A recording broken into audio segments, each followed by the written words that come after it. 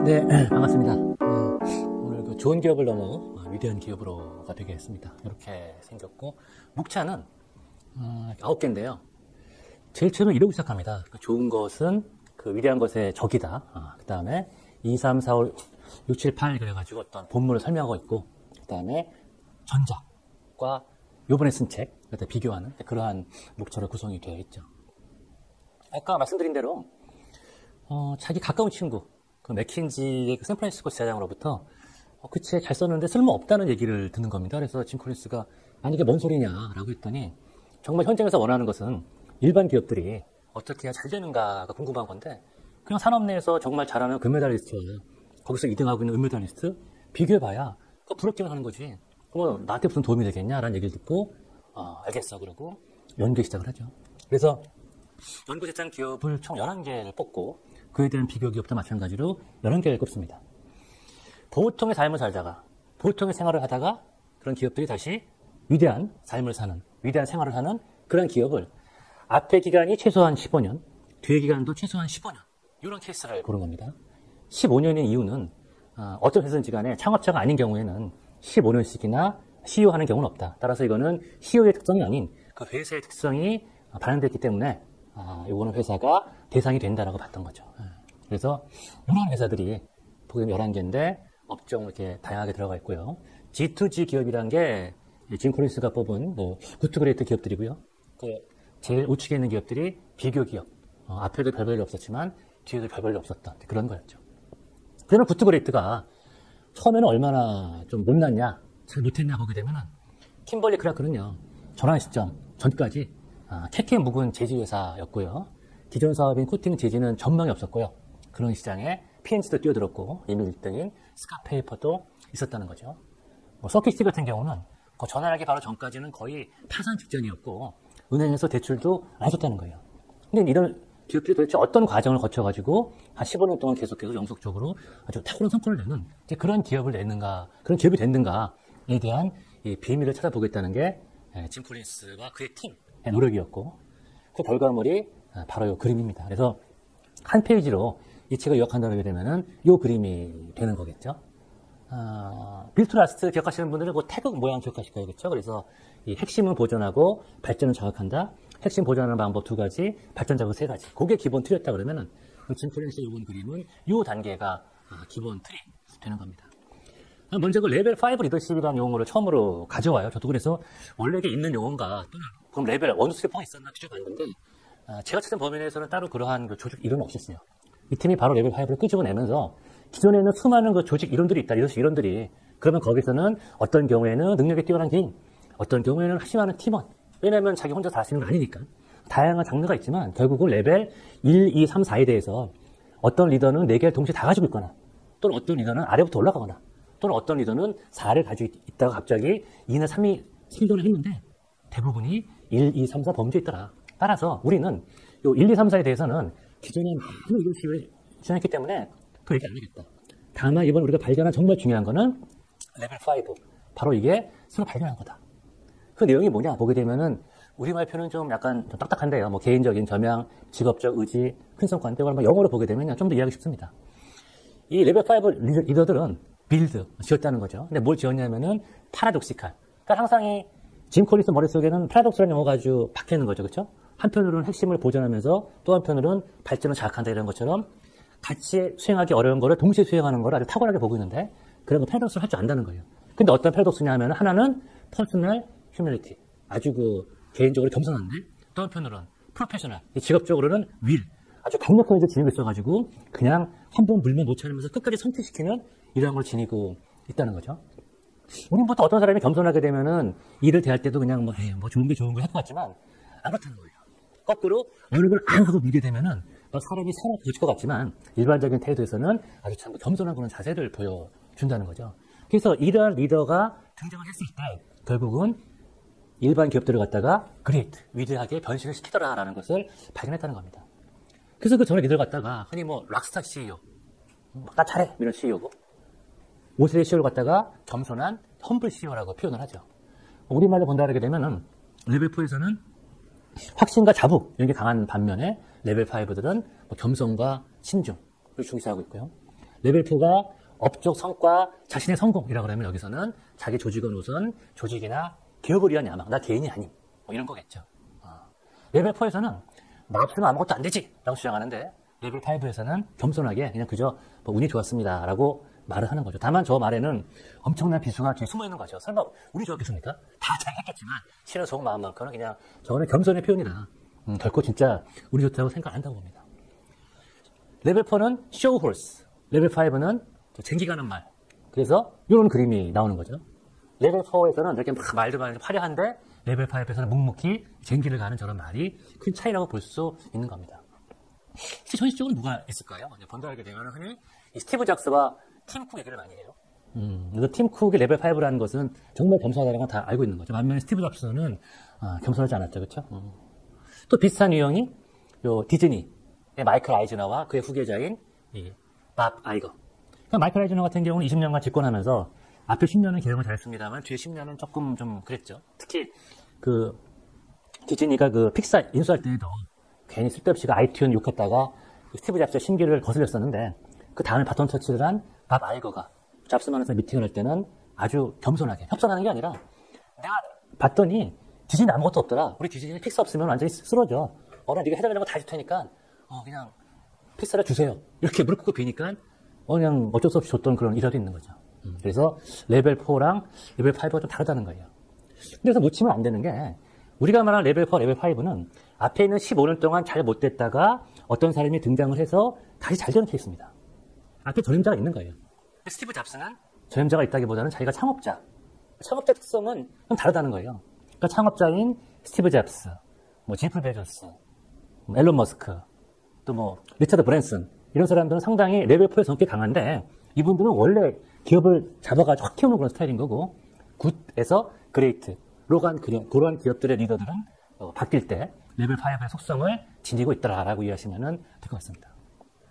그러니까 레벨 4, 레벨 5, 레벨 5 리더들이 그때 뭐를 하냐면은 우리 회사의 비전을 짜고 사업 도면을 하고 설계하고 그런 거 안 해요. 그건 안 하고 사람 먼저 할 일은 다음. 그러니까 먼저 자 나와 같이 회사를 멋지게 이끌 사람이 누군지 고릅니다. 그러고 나서 레벨 5 먼저 누구 그 다음에 무엇 그 사람들하고 어떤 사업을 할지 결정을 한다는 거죠. 그 반면에 그 전에 있는 레벨 4 리더 같은 경우에서는 자 우리 회사가 잘 돼야 돼 우리 비전 짜야 돼 로드맵이야 이런 사업 해야 되니까 자 밖에서 우리 이런 전문가 데려와보자 라고 하는데 이런 게 잘 안 된다는 거죠. 요 먼저 누구 다음에 무엇 요것을 갖다 보게 되면 4가지 정도로 한다고 보고 있습니다. 첫 번째는 right people 이 자기 우리 회사의 어떤 이 전통 맞는 사람을 갖다가 보스에 태우라 함께 가자는 얘기죠. 조직 안에다 불러라. 그래서 뭐 학력 경력보다는 성품 태도 직업관 급여 보상보다는 신념 가치다. wrong people 맞지 않는 사람들은 내려라. 근데 내릴 때 쫓아내기가 쉽지 않으니까 신속하고 결단력 있으면서 내용하지 않게 부족한 일들의 자발적인 탈퇴 유도. 혹시 그 자포스라고 하는 거 신발 만드는 회사 여러분 사례를 아시나 모르겠어요. 그 콜센터 직원들이 정규 직원으로 쓰는 회사 아닙니까? 근데 거긴 처음에 입사했을 때 이게 나 정말 이 회사 안 맞는 것 같아 이렇게 되면은 손 주게 되면은 퇴사 경력금을 해서 몇천 달러 주죠. 뭐 2천인가 3천인가. 그러면 큰 돈이거든요. 그래서 한번 2주 근무한 다음에 나는 안 맞을 것 같으면은 그 돈 빼고 나가라는 거예요. 그만큼 이렇게 롱피플을 갖다가 걸러내려는 노력. 또 라이피플만을 갖다가 뽑으려는 노력. 아마존 같은 경우에는 바 레이저라 그래가지고 자기네 균형이 있어가지고 여기 맞지 않은 사람들은 절대 안 뽑죠. 그다음에 조직 안에 있는 그 바 레이저들은 이런 특별 권한이 있어가지고 자기 빼놓고 다른 사람들이 다 입사를 허용하더라도 바 레이저가 노하게 되면 절대 입사가 안 되는 그런 기업 문화들을 가지고 있다는 거예요. 그래서 어떻게 하게 되면은 우리가 무슨 일을 하는 게 아니라 우리랑 함께 일할 사람을 잘 뽑는가가 훨씬 이제 중요하다 하는 게 right people on the bus, wrong people off the bus가 되겠죠. 그러면 좋은 사람은 뭐 있으니까 좋은 사람 가져해서 당연히 하모니 이뤄가지고 원팀으로 가는 건데 하나 더 놓치면 안 되는 게 그렇더라도 좋은 사람이 있고 더 뛰어난 사람이 있을 텐데 가장 뛰어난 사람을 갖다가 문제 부서에 투입하는 거는 좀 아깝다. 그거보다는 미래 기회가 많은 부서에다가 사람을 보내라. 예를 들면 인터넷 한참 뜰 때 오프라인 사업이 99%, 인터넷 사업이 1%일 때 자기 오른팔을 갖다가 1% 사업을 보내는 거예요. 얼핏 보기에는 마치 뭐 절충 같지만 실은 인터넷 사업의 미래 우리가 성장을 하니까 가장 잘난 사람을 갖다가 일을 보내줘가지고 사업을 키우는 이런 것들, 이런 것들이 사람 먼저, 그 다음에 이제 하기 다음에 중요한 컨셉이 되겠죠. 자, 사람이 모였습니다. 그럼 우리가 어떤 생각을 해야 되는데 첫 번째 생각이 앞으로 세상이 만만치 않아 라는 생각을 먼저 하도록 만든다는 거예요. 아주 그 냉혹한 현실을 갖다가 직시해라. 그러면서 저자는 스톡델 패러독스를 강조합니다. 이 스톡델 패러독스는 이제 장군님이 그 베트남에 잡혀있다가 7년이가 나오는데 항상 그런 얘기를 했다 그래요.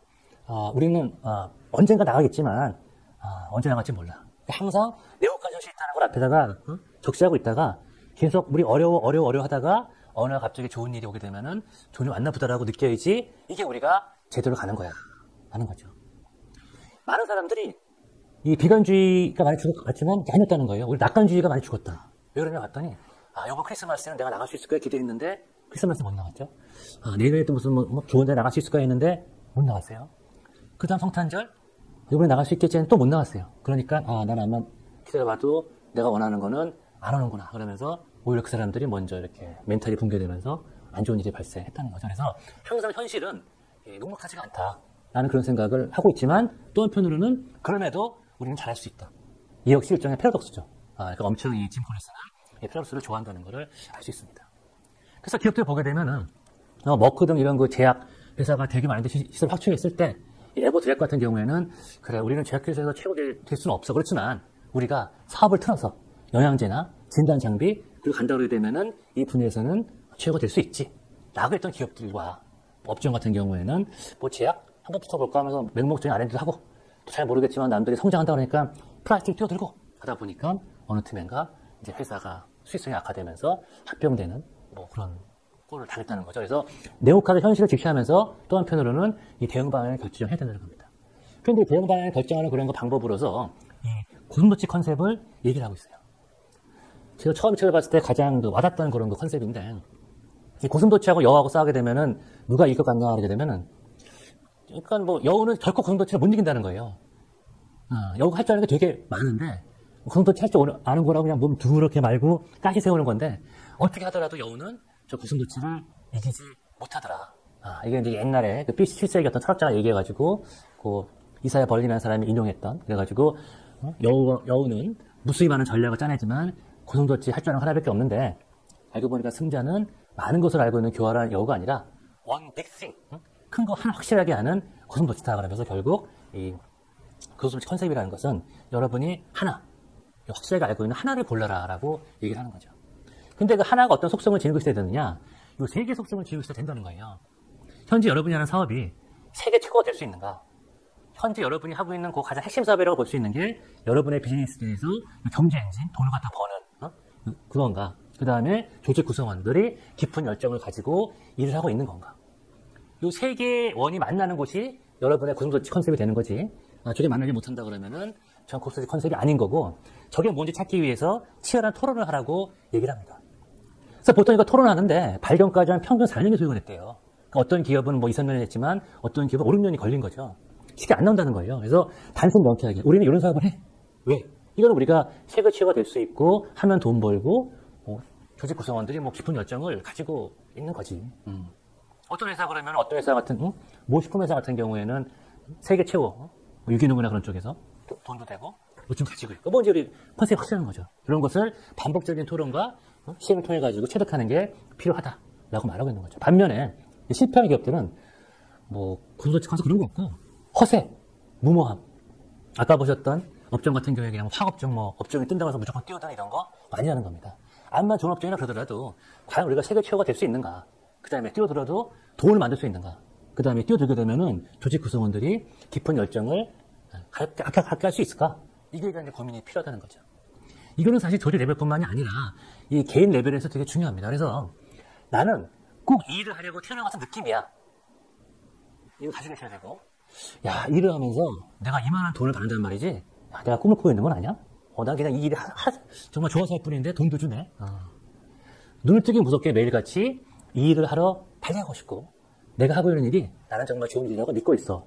이 세 가지 축이 만나는 이런 일을 여러분들이 하셔야 여러분이 행복하고 여러분의 장래가 밝다는 거예요. 야, 내가 회사에서 월급 받는데 내가 시키는 거 해야지 어떻게 내가 정말 할 수 있겠어 라고 생각하게 되면 안 된다는 거예요. 여러분이 뭐 회사 내에서 뭐 업을 옮기건 어떻게 해서든지 간에 가능한 한 저 고슴도치 컨셉을 여러분 걸 소화시켜가지고 여러분만의 그걸 장악을 해서 저기서부터 여러분의 어떤 업의 범위를 갖다 키우는 게 무진장 중요한 게 되는 거죠. 다시 기업으로 돌아와서요. 저희가 그 시즌 1에서 이 클레이튼 크리스텐센 시간에 철강 산업의 그 누코라는 회사를 공부했었습니다. 그렇죠?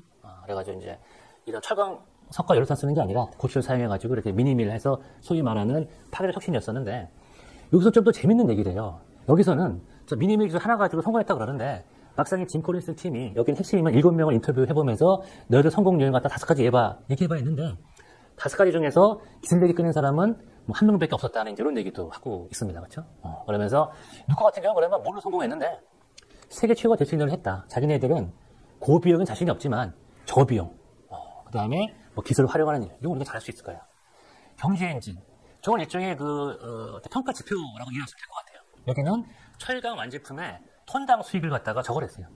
만약에 종업원당 얼마를 벌까를 따졌다 그러게 되면은 제조 기술이 올라가가지고 회사가 좋아지는 거는 잘 반영 못 한다는 거예요. 내가 구입한 기계당, 고정비용당 수익이 어떻게 변할까라고 하게 되면은 여기 있는 그 근로자들이 건실한 근로윤리, 노동윤리로 일하는 것은 반영이 안 된다는 거죠.